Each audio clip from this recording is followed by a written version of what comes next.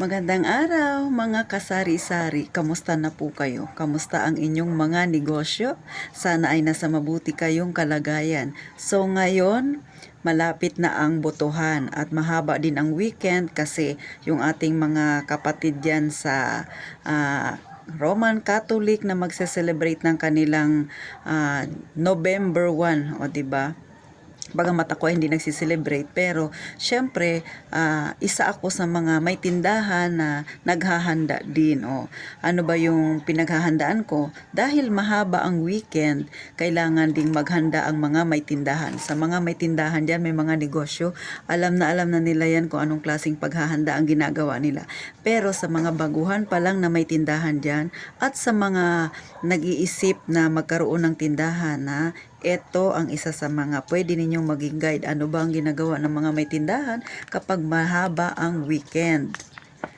Ano ba ang magiging benepisyo nito sa aming mga may tindahan? At maging ikaw na may tindahan na bago lang, ano ba ang benepisyong makukuha mo kapag mahaba ang weekend? Ay syempre, magandang magandang idea, magandang plano dapat meron ka, di ba? At saka sa totoo lang, ito ay isa sa mga magiging pagkakataon nating mga may tindahan para madagdagan ang kita. Bakit? Syempre, nandyan yan lahat sa kanilang mga tahanan, di ba? Magsasama-sama ang pamilya. Ayun ang pagkakataon natin kasi pag nagsasama-sama yan sila, mahilig yang kumain, mahilig magmerienda, mahilig magluto si nanay, nandyan nang nakatambay ang mga bata, maglalaro sa mga harapan ng tindahan, turo ng turo, pabili ng pabili, di ba? Kung yung mga nakaraan ay medyo matumal, ito yung pagkakataon natin na madagdagan ang ating benta. Makakabenta tayo ng marami kasi nandyan lahat ang pamilya, nakatambay lahat sila sa kanilang tahanan. Di ba? Kahit naman tayo, di ba, kapag sama-sama, gusto natin kumain ng sama-sama, bibili ka ng soft drinks, ng tinapay, ng kung ano-ano, pagsasaluhan ninyong pamilya. So, syempre, kapag ikaw ay may tindahan, good news yun kasi makakabenta ka ng marami. So, ito yung sinasabi ko sa inyong paghahanda. So, ako, nung Monday pa lang ay naghanda na ako kasi Tuesday ang kuhaan ng mga lahat ng mga order. So, iba-ibang ahente ang pumupunta dito. So, Tuesday, kuhaan. Tapos, Miyerkules, meron din. Tapos, Huwebes. Tapos, ang delivery ay Friday. So, hanggang Saturday. So, Monday, butuhan na. Malapit ng butuhan. So, ganun ang aking preparation mga kasari. So, papasok na naman dito yung paulit-ulit kong sinasabi bakit kailangan nating mag-ipon. Hindi lamang sa personal pero kailangan din ng ating negosyo.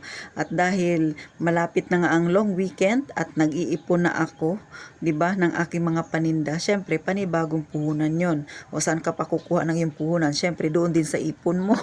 Kaya nga kailangan pa rin na may ipon. Pero malaki ang tulong nun kasi syempre madagdagan ang iyong sales, 'di ba? Madagdagan ang iyong kita. Syempre higit sa lahat madadagdagan ng iyong ipon. So, ganun mga kasari. So, ito, kinikwento ko lang sa inyo, sinishare ko lang para yung mga baguhan pa lang sa tindahan, makapag-isip at saka nagkaroon ng idea na, ganun pala yun kapag may tindahan ka, kapag may mga weekend na tinatawag, mga pahinga ng mga estudyante, kasi di ba isang linggo talaga ngayon walang pasok ang estudyante. So, yun rin yung pagkakataon natin na kumita ng malaki-laki. So, kagaya ngayon, medyo tahimik pa kasi may pasok pang mga bata. Pero bukas, last day nila, then Sabado, ayan na, mag-iingay na talaga sila, kasi di ba? Talaga naman pati yung mga nangangampanya maingay na rin. So ako katulad nung nakaraan may nangangampanya, medyo malaki-laki ang kinita ko kasi tumambay saglit dito sa tindahan ko, bili ng tubig kasi nauhaw sila, di ba? Pagkakataon din yun, lumaki ang yung sales. So, ganun lang kasimple ang buhay tindahan. Abangan mo lang yung mga espesyal na araw na magiging para sa iyo ay pagkakataon para makabenta ka ng marami. Dapat paghandaan mo rin yun. Kaya nga, hindi ka dapat magpawala ng ipon kasi pag mga ganyan na may mga okasyon, syempre yun ang pagkakataon natin na makabenta ng marami. So, paulit-ulit na ina-advise ko na dapat mag-ipon ng mag-ipon. Mayroon kang ipon kasi sa mga ganitong pagkakataon, kailangan natin yon, mahuhugot natin yon. Pero syempre, maganda rin naman pagkakataon yung kasi madadagdagan din yung ipon mo, di ba mga kasari? So, paano? Sana ay nakatulong ako sa mga may maliliit na tindahan dyan. Nakapagbigay ng idea sa kanila. Ano pang inaantay nyo? Mag-stock na kayo habang hindi pa dumarating ang long weekend mga kasari para malaki ang benta natin ngayong darating na linggo. So salamat pong muli sa inyong panunood at sa inyong pagsubaybay. Ito na naman ang inyong pambansang tindera, ang Ate Tintin, at sana ay paki-like at saka subscribe na rin sa mga hindi pa nakasubscribe sa akin mga kasari. At syempre pa, mag-iingat kayong palagi mga kasari.